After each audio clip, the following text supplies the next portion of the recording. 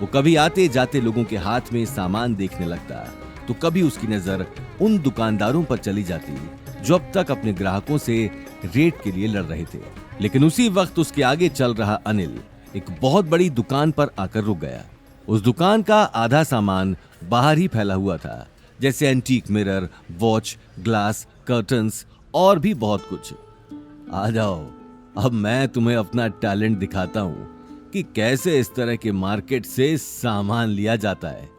ये बात कहते हुए अनिल शॉप के मालिक के पास चला गया, जो शॉप के बाहर ही धोती कुर्ता और गले में एक मोटी सोने की चेन पहने बैठा था। लेकिन उस मालिक के पास जाने से पहले ही अनिल को बाकी के 2 ग्लास भी एक साइड में पड़े दिखाई दे गए। उसने बिना वक्त गंवाए वो ग्लास उठा लिए। मिल गए, अब हुआ ना सेट पूरा। अब तो कभी कभी ड्रिंक भी इसी शाही ग्लास में ही पिया करूंगा। ये कहते हुए अनिल शॉप के मालिक के पास जाने लगा, लेकिन तभी गौतम की नजर ग्लास के पीछे लगे स्टिकर पर चली गई। स्टिकर देखते ही उसे कुछ गड़बड़ी महसूस हुई और उसने अगले ही पल अनिल से वो ग्लास ले लिए। Dad, 1 minute. ये ग्लास एंटीक नहीं है, ये सारे पॉलिश किए हुए ग्लास है। ये देखिए, इस ग्लास का तो अभी तक स्टिकर भी नहीं हटा है। गौतम की बात सुनते ही अनिल हैरानी से ग्लास को देखने लगा, लेकिन इससे पहले कि वो आगे कुछ कह पाता, शॉप के मालिक ने उन दोनों की बात सुन ली। उसकी शक्ल से साफ पता चल रहा था कि वो अपनी शॉप पर किसी तरह की गड़बड़ी नहीं चाहता था, इसलिए उसने शॉप के सामने खड़े 2 मुश्तंडों को इशारा कर दिया। देखते ही देखते अनिल और गौतम को उन मुश्तंडों ने घेर लिया और गुस्से में उन्हें देखने लगे। देखो, ये तुम ठीक नहीं कर रहे। लोगों को झूठ बोलकर सामान बेच रहे हो और ऊपर से गुंडागर्दी कर रहे हो। रुको, मैं तुम्हारी अभी पुलिस में कंप्लेन करता हूं। अनिल की बात सुनते ही शॉप के मालिक ने अपनी आस्तीन ऊपर कर ली। क्या बोला भाई? पुलिस ने खबर करेगा? चल लगा पुलिस ने फोन। अरे तू कहीं करेगा फोन? फोन तो मैं करूंगा। अब तन्ने यहां से अब कोई ना बचा सके है।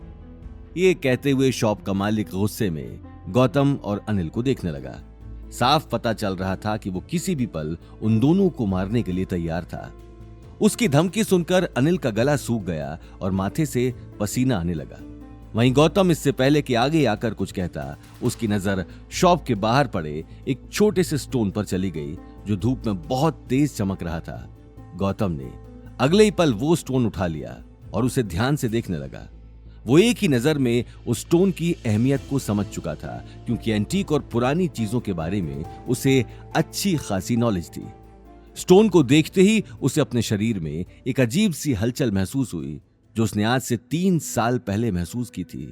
उसका शरीर अचानक ही गर्म होने लगा और उसे 3 साल पहले की सारी बातें याद आ गईं। दरअसल गौतम अपने घर से भागने के बाद और अवनी से शादी के ठीक 1 साल पहले काफी वक्त तक पुष्कर में ही रहा था। पुष्कर में कोई गौतम के बारे में नहीं जानता था। गौतम ने अपने महल के ऐशो आराम को छोड़कर सिंपल जीवन जीना शुरू कर दिया था। कुछ ही वक्त में उसे अपनी उस जिंदगी में मजा आने लगा और उसने बहुत सारी ऐसी बुक्स पढ़ना शुरू किया, जिसे प्रैक्टिस करने के बाद वो लोगों के ऑरा को पढ़ सकता था, किसी भी एंटीक चीज को एक नजर में पहचान सकता था। पुष्कर से निकलने के बाद भी वो सड़कों में बैठकर और अलग अलग शहर में रहकर ऐसी किताबों को पढ़ता रहता था। अवनी के दादाजी हिम्मत अग्रवाल से मिलने और अवनी से शादी होने के बाद गौतम ने उन किताबों को अपने पास संभाल कर रखा था और कभी कभी उन्हें पढ़ लेता था। और साथ ही पुष्कर से निकलने के दौरान ही उसके हाथ ये स्टोन लगा था, जिसे हाथ में लेकर गौतम को अपने अंदर कुछ अलग तरह की वाइब्रेशंस महसूस हुई थी। आज भी गौतम को वही वाइब्रेशन अपने अंदर महसूस हो रही थी। उसकी नजरें सिर्फ उस हाथ में रखे स्टोन पर थीं, लेकिन स्टोन के साथ ही आज उसके सामने एक बहुत बड़ी मुसीबत भी खड़ी थी।